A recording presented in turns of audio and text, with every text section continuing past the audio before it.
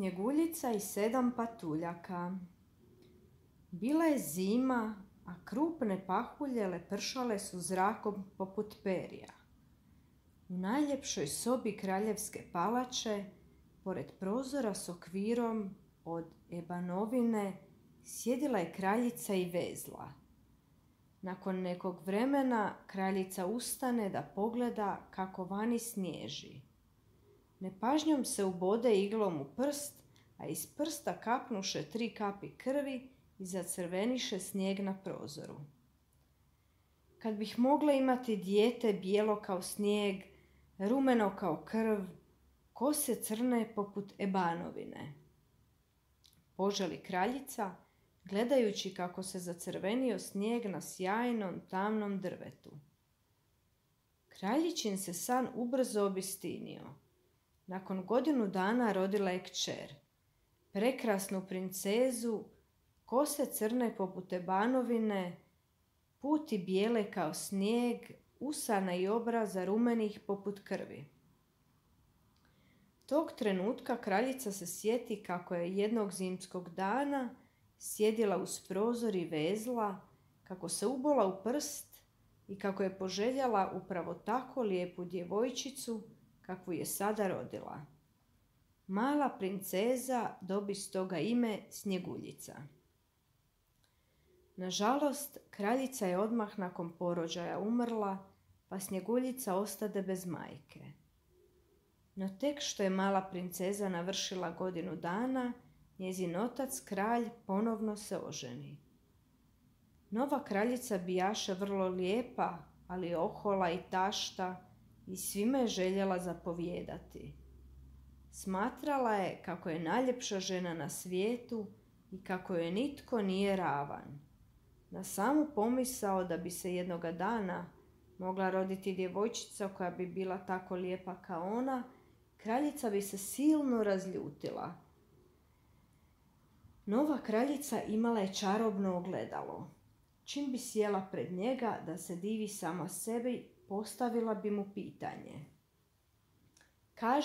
Kaži ogledalo moje, najljepša žena na svijetu tko je? A ogledalo bi joj odgovaralo. Najljepši vi ste, kraljice bajna.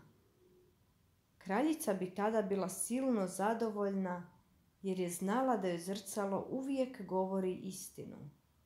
I tako bi dugo sjedila pred ogledalom, češljajući kosu i diveći se svojim haljinama. A Snjeguljica je rasla i svakoga dana bivala sve ljepšom. Već sa 7 godina bila je tako zgodna djevojčica da se moglo sa sigurnošću reći kako će jednoga dana biti puno ljepša od svoje maćehe. I tako se jednom dogodilo nešto neočekivano. Kad je kraljica upitala svoje ogledalo. Kaži ogledalo moje, najljepša žena na svijetu tko je? Ogledalo joj odgovori. Premda i vaša ljepota je sjajna, najljepša ipak Snjeguljica je bajna. Kraljica se tako razljuti da joj lice pozeleni od srdžbe. Ona je uvijek bila ljubomorna na Snjeguljicu, ali sada ju je strašno zamrzila. Zar je moguće da je njezina pastorka ljepša od nje? Ne, to ne može biti. Pa ipak bilo je tako. Snjeguljica je svakoga dana bivala sve ljepša, a zla kraljica od silne zlobe dobivala je sve više bora, koliko god krema stavljala na lice. Njezina je ljubomora bila to veća, što je znala da kralj jako voli malu princezu, a voljela ju je i posluga u dvorcu. Jednoga dana kraljica donese strašnu odluku. Pozove jednoga lovca i reče mu: odvedi to dijete da ga više ne gledam. Moraš je ubiti i donijeti mi njezino srce i jetra kako bi bila sigurna da si izvršio moju zapovjed. Lovac odvede Snjeguljicu duboko u šumu. Maloj se princezi jako sviđalo što je u prirodi, pa je veselo trčkarala oko lovca. Ptičice su pjevale svoje najljepše pjesmice, a posvuda uokolo skakutali su zečići. U to lovac izvadi nož i htjede izvršiti strašnu kraljičinu zapovjed. Snjeguljica poče plakati i preklinjati lovca da je ne ubije. Sakriću se u najgušćoj šumi i nikada se više neću vratiti u dvorac. Sakriću se u najgušćoj šumi i nikada se više neću vratiti u dvorac. Obećaje mala princeza, gušeći se u suzama. Bila je tako lijepa i tako nježna da se smilila lovcu. Bježi, jadno moje dijete, reče joj. Ja ću uvjeriti kraljicu da sam te ubio. A u sebi je mislio, zašto da ja ubijem to nedužno dijete kad će joj onako ubrzo rastrgati divlje zvijeri. I tako je Snjeguljica otrčala u šumu, ni sama ne znajući kamo ide. A lovac je ubio divlju svinju, izvadio je srce i jetra i odnio ih kraljici kao dokaz da Snjeguljice više nema. Mala Snjeguljica našla se sama usred velike šume. Bila je silno uplašena. Lišće je tako zastrašujuće šuškalo. A možda je to neka zvijer koja vreba na nju. Snjeguljica potrči. Trčala je sve brže i brže, odmičući sve dalje i dalje u nepoznatu šumu. Možda je zla kraljica doznala da je lovac nije ubio, pa je poslala nekog drugog za njom da to učini. Trčala je tako Snjeguljica sve do večeri, a onda ugleda neku kućicu. Odakle ta pitoma kućica usred divlje šume? Tko li živi u njoj? Princeza je bila tako umorna da odluči zaviriti u nju. Možda bi se mogla malo odmoriti prije nego što nastavi bijeg od zle maćehe. Snjeguljica pokuca na vrata i bojažljivo upita. Ima li koga? Mogu li ući? No nitko se ne odazva. Kako vrata nisu bila zaključana, djevojčica uđe. U kućici je sve bilo čisto i uredno. Usred sobe bio je postavljen stol sa 7 stoličica, a na stolu je stajalo 7 tanjurića i 7 vrčića, 7 žličica i 7 vilica. Uz bijeli zid stajalo je 7 krevetića prekrivenih bijelim plahtama. Kako li je samo sve to maleno, kao za lutkice. Snjeguljica bijaše silno gladna i umorna. Kako je na svakom tanjuriću stajao komad kruha, a u svakom je vrčiću bilo mlijeka, princeza odlomi komadić kruha sa svakog tanjurića i ispije gutljaj mlijeka iz svakog vrčića. Potom ode do krevetića. 6 krevetića bijahu prekratki za nju, ali 7. je bio točno takav kakav joj trebao. Snjeguljica legne u njega, pokrije se plahtom i onako umorna s mjesta usne. Kad se vani već sasvim smračilo, vratiše se gospodari kućice. Bila su to 7 patuljaka koji su od rana jutra do kasne večeri kopali zlato u obližnjem brdu. Svakog su jutra pjevajući odlazili na posao i svake su se večeri pjevajući vraćali s posla. Patuljci uđoše u kućicu, upališe svjetiljke i s mjesta primijetiše da je netko bio u njihovu domu. Tko je sjedio na mojoj stoličici? Upita prvi. Tko je jeo iz moga tanjurića? Reče drugi. Treći se začudi. Tko je otkinuo komadić njegova kruha? A četvrti pomisli kako je netko sigurno otpio gutljaj iz njegova vrča. Tko je jeo mojom vilicom? Začudi se peti. A tko je rezao mojim nožićem? naljuti se šesti. Sedmi pak pokaže na svoj krevet i reče: netko spava u mojem krevetiću. Kako li je to krasna djevojčica! Zadiviše se patuljci u glas i odlučiše da je ne bude do jutra. U tišini pojedoše večeru i legoše u krevet. Sedmi je patuljak morao leći pokraj šestoga, jer je u njegovu krevetiću spavala Snjeguljica. Pred jutro Snjeguljica otvori oči i ugleda sedmoricu patuljaka kako stoje oko njezina krevetića i znatiželjno je promatraju. Nije se uplašila, jer im oči bijahu blage i mile. Upitaše je kako se zove, odakle je i kako je dospjela u njihovu kućicu. Snjeguljica im ispriča o zloj maćehi koja je naredila lovcu da je ubije, ali joj se lovac milovao i pustio je da se sakrije u šumi. I tako je slučajno dospjela do njihove kućice. Patuljci se sažališe na nesretnu princezu. Hoćeš li ostati s nama, kuhati nam, spremati krevetiće, šivati, plesti i čistiti kuću? Oh, vrlo rado, pristane Snjeguljica. Patuljci se obradovaše, potom je upozoriše: ne otvaraj nikome vrata, tvoja maćeha mogla bi doznati da si živa i poslati nekoga da te ubije. I tako je mala princeza ostala kod patuljaka. Oni bi jutrom odlazili u planinu tražiti zlato, a Snjeguljica je ostajala sama kod kuće sve do večeri. Spremala je kuću, kuhala i prala, a potom bi izašla pred kuću i slušala ptičice. A zla maćeha mislila je kako se zauvijek riješila Snjeguljice. Sada će opet ona biti najljepša na svijetu. Ipak, za svaki slučaj kraljica upita svoje ogledalo: kaži, ogledalo moje, najljepša žena na svijetu tko je?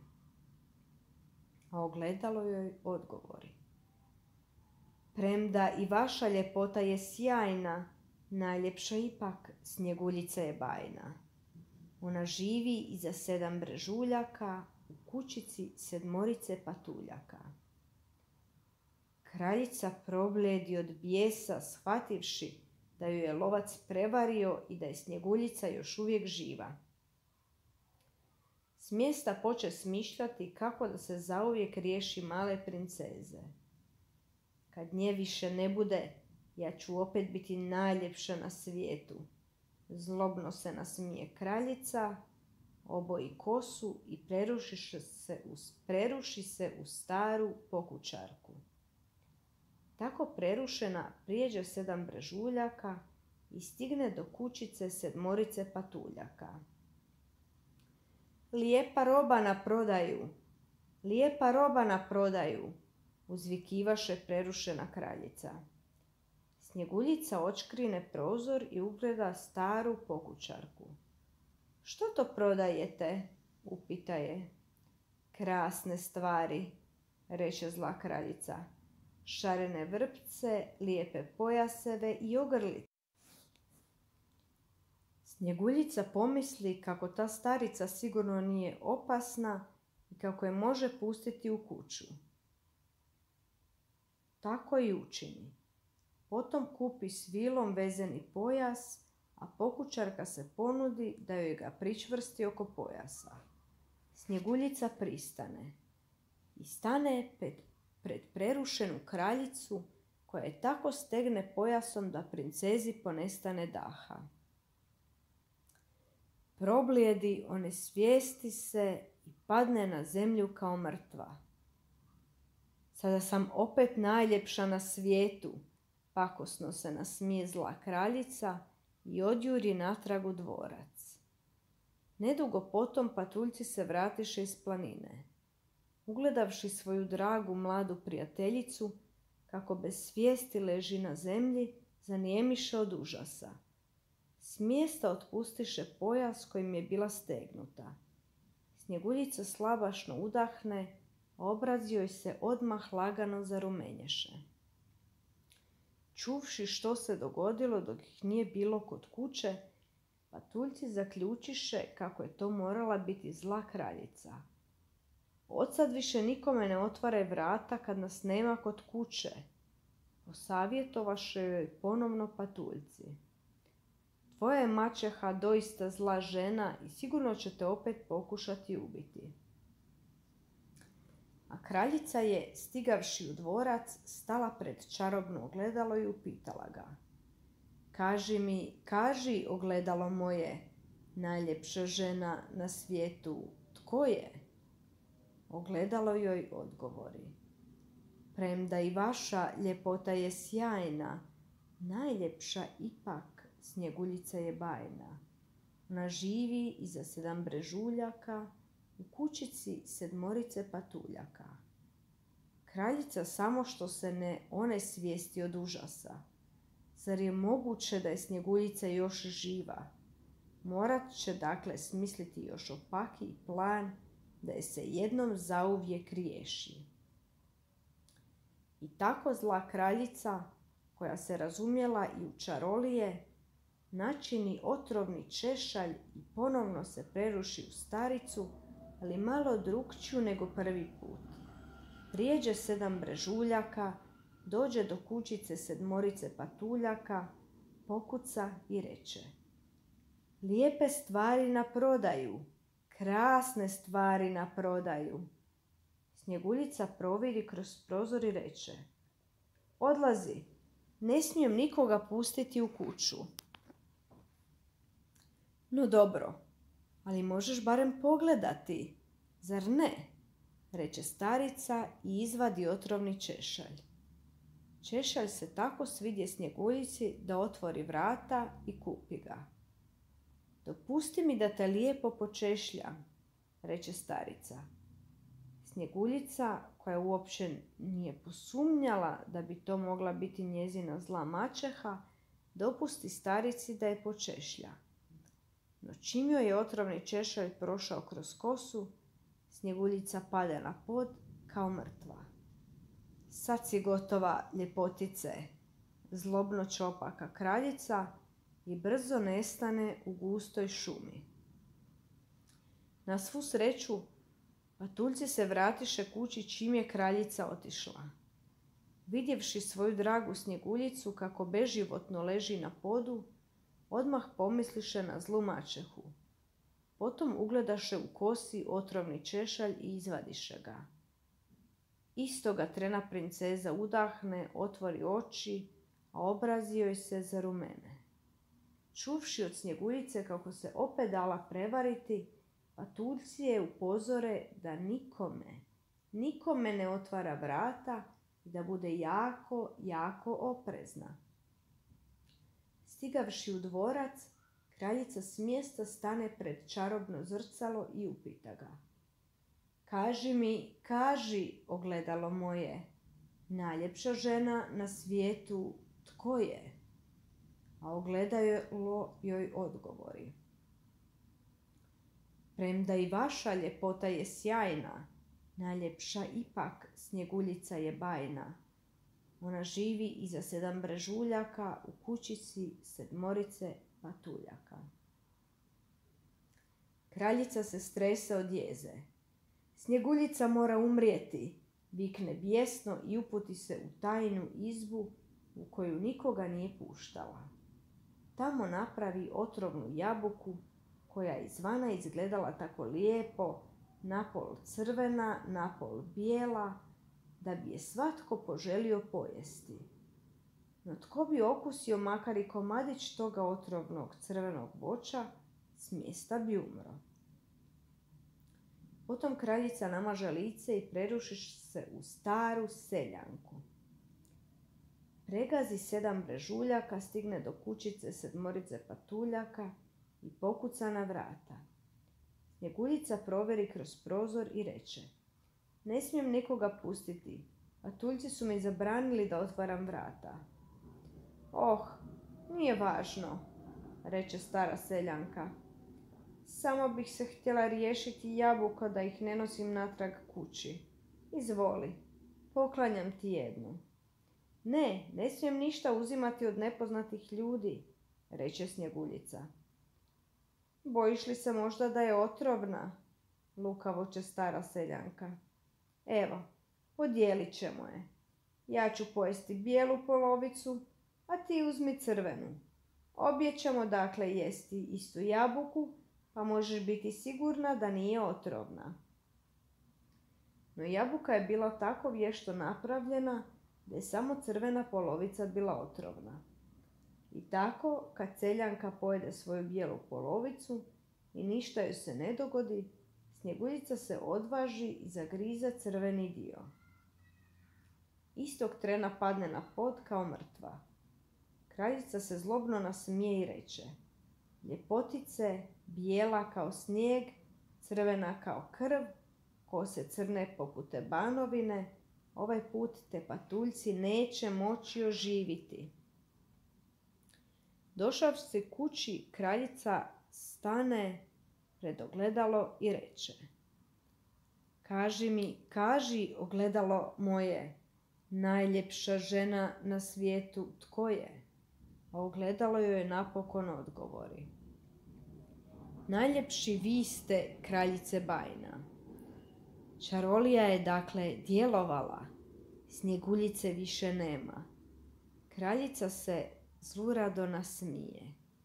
Opet je ona najljepša na svijetu. Te večeri patuljci nađoše Snjeguljicu kako nepomično leži na podu.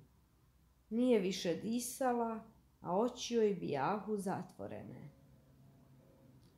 Podigoše je i potražiše ima li kakvih tragova otrova. Ništa. Olabaviše joj haljinu, počešljaše je i oprašu u vodi i vinu, ali ni to nije pomoglo. Ovaj put njihova prijateljica bijaše doista mrtva. Polegoše je na krevet i gorko zaplakaše. No iako je ležala nepomično, Snjeguljica bijaše tako lijepa. Sjajne crne kose i usana još uvijek crvenih poput krvi, da najstariji patuljak reče: Ne možemo je zakopati u zemlju. Napravit ćemo stakleni lijes da se svi mogu diviti njezinoj ljepoti. I tako patuljci napraviše stakleni lijes, položiše u njega Snjeguljicu i napisaše zlatnim slovima da tu počiva kraljeva kći. Jedan je patuljak uvijek stajao uz lijes i čuvao ga. I ptičice su žalile za lijepom princezom. Najprije je došla sova, potom gavran i naposljetku galeb. I jelen ju je došao vidjeti kako leži u staklenom lijesu, i zečići i sve šumske životinje koje je Snjeguljica voljela. I tako je Snjeguljica dugo ležala u svom staklenom lijesu, lijepa kao i uvijek. Činilo se kao da je tek zaspala. Jednoga dana kroz šumu je jahao lijepi princ. Došavši do kućice u kojoj su živjeli patuljci, zamoli ih da prenoći kod njih jer se spuštala noć. A onda ugleda stakleni lijes i u njemu prekrasnu djevojku. Istoga se trena zaljubi u nju i zamoli patuljke da mu dopuste da odnese lijes u svoj dvorac. Tako je lijepa i ljupka, reče im. Želim je svaki dan gledati. Daću vam za nju što god želite. No patuljci je ne htjedoše dati ni za kakvo blago. Na to princ tužno reče: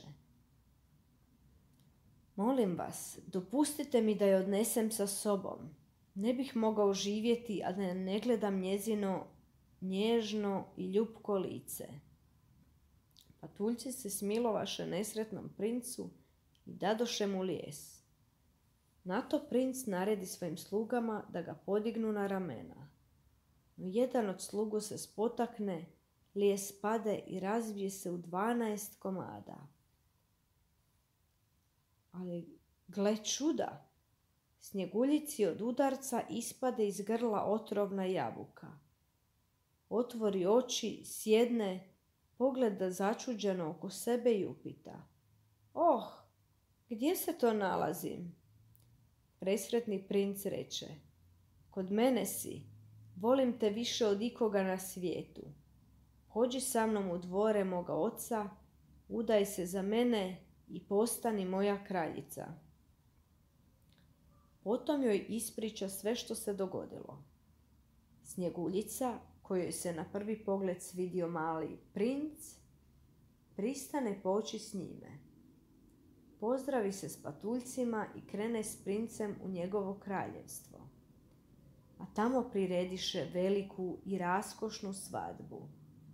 Pozvaše mnoge goste, a među njima i Snjeguljičinu zlu maćehu.